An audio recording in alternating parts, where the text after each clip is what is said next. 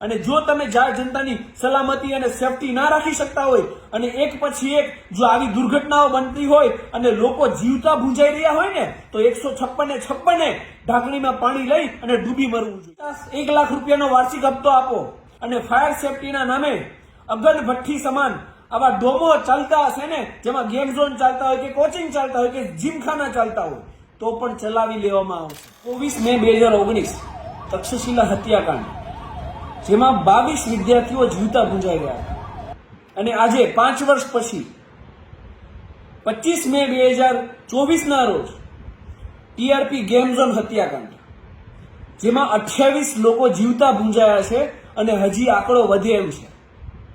અને હું હત્યાકાંડ જ કહીશ, દુર્ઘટના ના કહી શકાય, કારણ કે દુર્ઘટના તો એને કહી શકાય જેની આપણને જાણ ના હોય। આપણને ખબર છે કે પતરાના ડોમના નામે આપણે એક અગન ભઠ્ઠીઓ ચાલુ કરી છે અને એ અગન ભઠ્ઠીઓમાં ગમે ત્યારે કોઈ પણ વ્યક્તિ એ જીવતો ભૂંજાઈ જાય એમ છે અને એમ છતાં પણ આવી અગન ભઠ્ઠીઓને આપણે ચાલુ રાખવા દઈએ ને ત્યારે આને હત્યાકાંડ જ કહેવાય અને કોઈ પણ પ્રકારે દુર્ઘટના ના કહી શકાય। આ દુનિયામાં સૌથી પીડાદાયી કોઈ મૃત્યુ હોય ને તો એ મૃત્યુ છે આગથી અને એસિડથી જીવતા સળગીને મરવું। કદાચ એ મૃતકોની પીડા આપણે ક્યારે મહેસૂસ ના કરી શકીએ, પરંતુ આવી દુર્ઘટનાઓ ભવિષ્યમાં ના થાય એ માટે અવશ્ય એક વિચાર કરી શકીએ। જેમ તક્ષશિલા હત્યાકાંડ પછી તપાસનો ધમધમાટ ચાલુ થઈ ગયો હતો, એમ આ ઘટના બાદ પણ તપાસનો ધમધમાટ ચાલુ થઈ ગયો છે। એડિશનલ ડીજીને તપાસ સોંપાઈ ગઈ છે, એક એસઆઈટીની રચના થઈ ગઈ છે।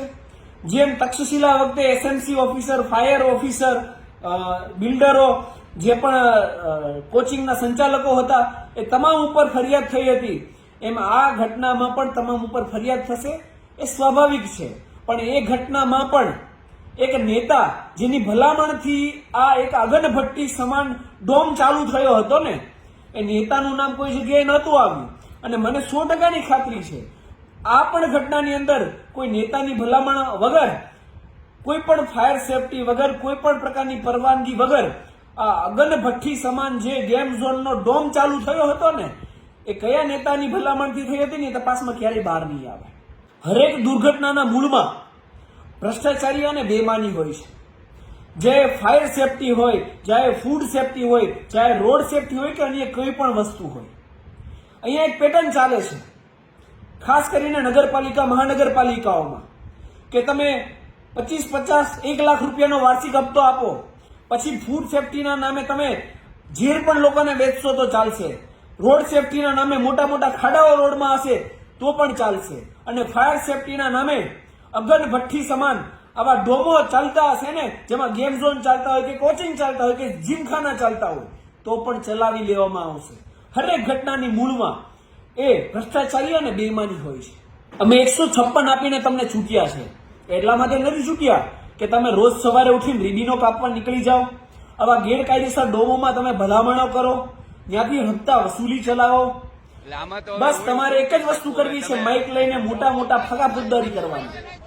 ટેક્સ આપીએ છીએ, વિકાસના કામો તો તમારે કરવાના જ છે, એમાં કોઈ ઓપ્શન નથી તમારી પાસે, પરંતુ એની સાથે સાથે તમે જાહેર જનતાની સલામતી અને સુરક્ષા માટે શું કામો કરી રહ્યા છો, બેઈમાની અને ભ્રષ્ટાચારીને નાથવા માટે તમે શું કામો કરી રહ્યા છો?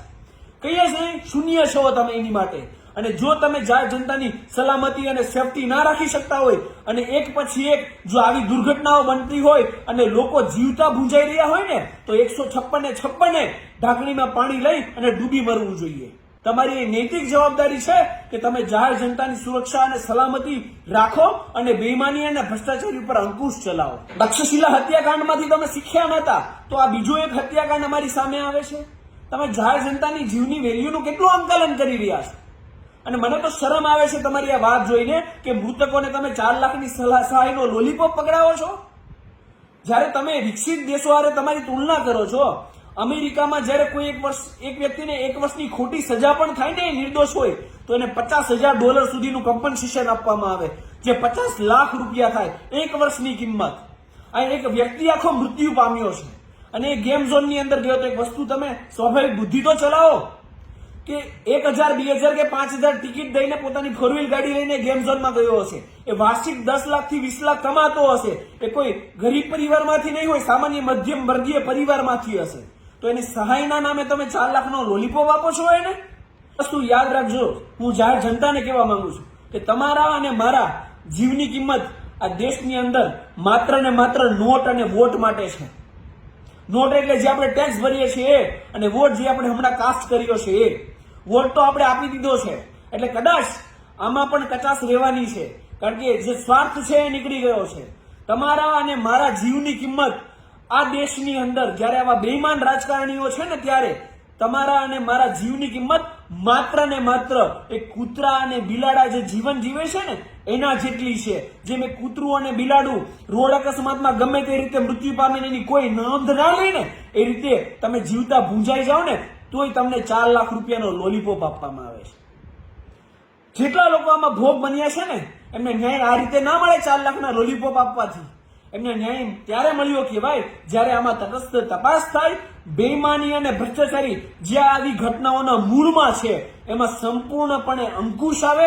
જે 156 ચૂંટ્યા છે ને 156 આ ભ્રષ્ટાચારી અને બેઈમાની કરવામાં નહીં પરંતુ એને નાબૂદ કરવામાં પોતાનો સહયોગ આપે ને, ત્યારે કેમ જ જેમને 4 લાખ મળ્યા છે ને 4 લાખ નહીં 4 કરોડ ઓછામાં ઓછા એમને કમ્પન્સેશન રૂપિયા આપવામાં આવે. અને હરેક બેઈમાન પછી એમાં આ ઘટનામાં સામેલ કોઈ નેતા પણ કેમ ના હોય, જેને ભલામણ કરી હોય એને પણ આરોપીના લિસ્ટમાં નાખવામાં આવે ને, ત્યારે આ વિક્ટીમને સાચો ન્યાય મળ્યો કહેવાય. એટલે જનતાને જાગૃત થવાની જરૂર છે, નહીં તો આવી ઘટનાઓ બન્યા જ કરશે. હું 100%ની ખાતરી આપીને કહું છું કે તમારા અને મારા છોકરાઓ જો આપણે જાગૃત નહીં થઈએ ને તો ભવિષ્યમાં પણ આ જ રીતે આવી અગન ભઠ્ઠી સમાન પતરાઓના ડોમની અંદર જીવતે ભૂજાઈ અને મરી જશે, અને આ લોકોને કોઈ ફરક નહીં પડે. તેથી જાગૃત થાવ અને આવા બેઈમાનો અને ભ્રષ્ટાચારીઓ સામે અવાજ ઉઠાવો. જય હિન્દ, જય સંવિધાન, ધન્યવાદ.